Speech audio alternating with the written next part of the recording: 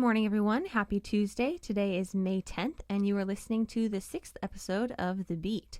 For anyone listening in for the first time, I am Brooke Carey, your host, and this is a student-produced podcast which brings you news, arts and entertainment, and sports updates surrounding Riverside City College and the RCC district for our listeners.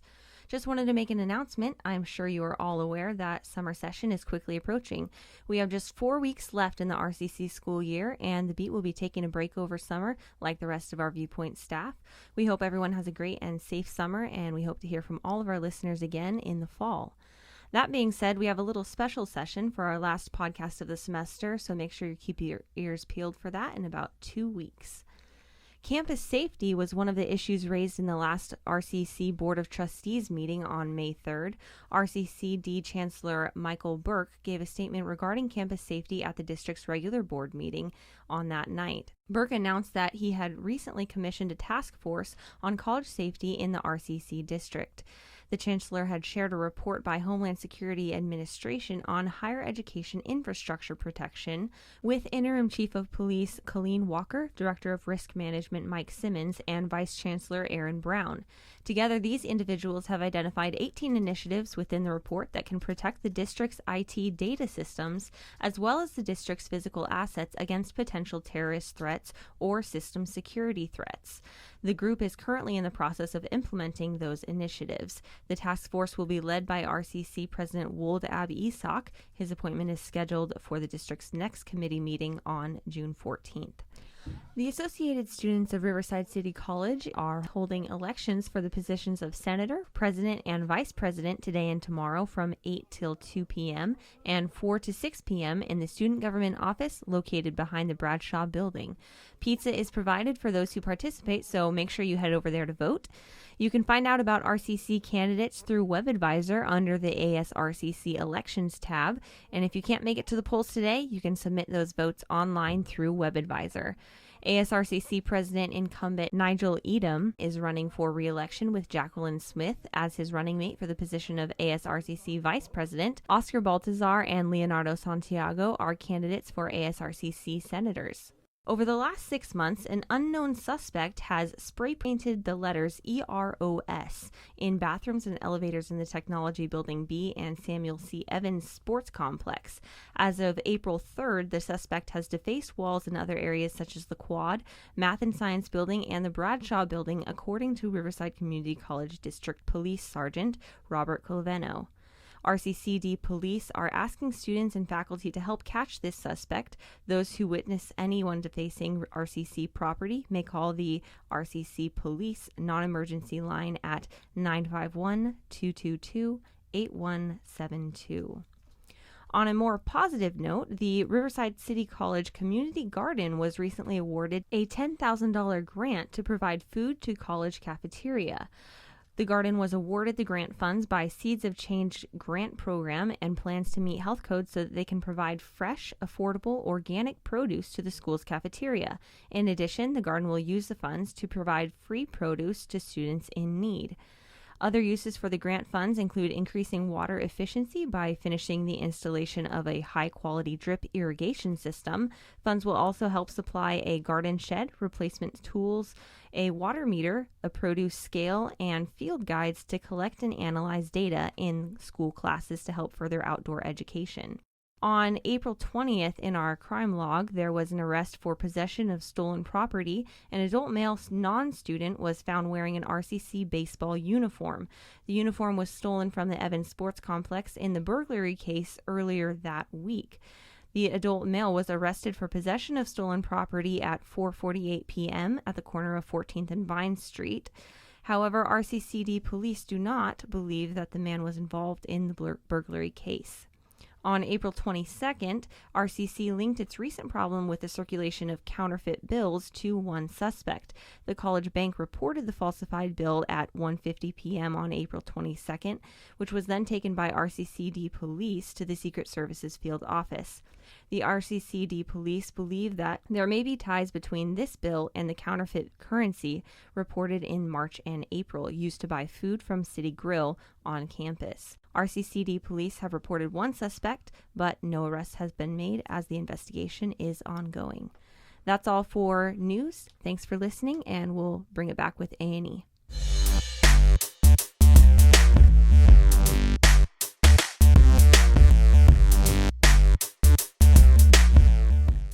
And now we're back with A&E with Alyssa Ruiz. Alyssa, welcome back. Hey, it's good to be back. This podcast, I'll be discussing upcoming school events, a review of the film Mother's Day, the death of Tupac's mother, and the split between Ozzy and Sharon Osbourne. So for some school events occurring this week, RCC will be presenting the comedy Crimes at the Heart between May 11th through the 15th at 2 p.m. in the Singletary Hall. Tickets are $15 and can be purchased at the box office or by calling 951-222-8100 or by visiting landispack.com. This Tony Award-winning comedy tells the story of the McGrath sisters who are having a pretty bad day. No one remembered Lenny's 30th birthday, Meg has returned from Hollywood after her singing career flopped, and Babe just shot her husband because she didn't like his looks. So this leaves each sister to face the consequences of their crimes of the heart. Now, I've never heard of this show before, but it honestly sounds pretty good, so I think I'm going to have to go see it because I just want to know what happened to Babe's husband and why she just felt the need to really shoot him just because of his looks. I mean, that's just sounds crazy. And now open on campus is the Student Art Honors exhibit in the Quad Gallery. The exhibit is open until May 27th, and the hours are from Monday to Friday from 10 a.m. to 5 p.m. and Thursday evenings from 6 to 8 p.m. And, you know, it was Mother's Day this past Sunday, so I'm sure a lot of people did go and watch the film that's based around the holiday. And with a star-studded cast including Jennifer Aniston, Julia Roberts, Kate Hudson, Jason Sudeikis, Shay Mitchell, and Britt Robertson, just to name a few, this was a pretty, highly anticipated movie, and I did go see this personally with my mother, of course. And I have to say, I really didn't care for it. I just thought it was really cheesy and corny, and even with all the amazing actors that were in the movie, the acting wasn't great. Now, the director, Gary Marshall, also directed the films Valentine's Day and New Year's Eve, so clearly he must love holidays. But I didn't care for Mother's Day the way I liked the other two movies.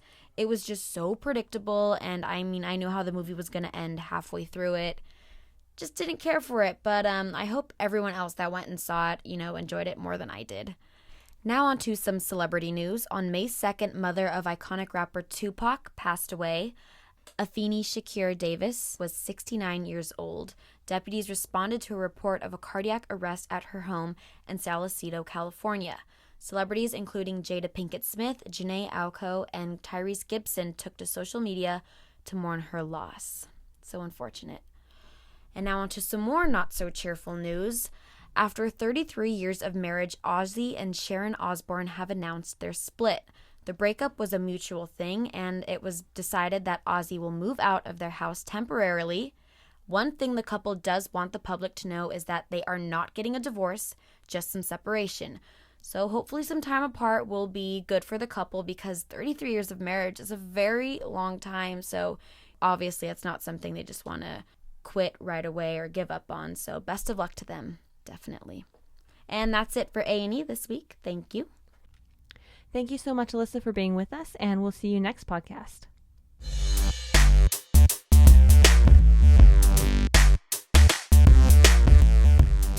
And now we're back with sports. The season is coming to a close as many teams finish up competing in the California Community College Athletic Association Championships this past week.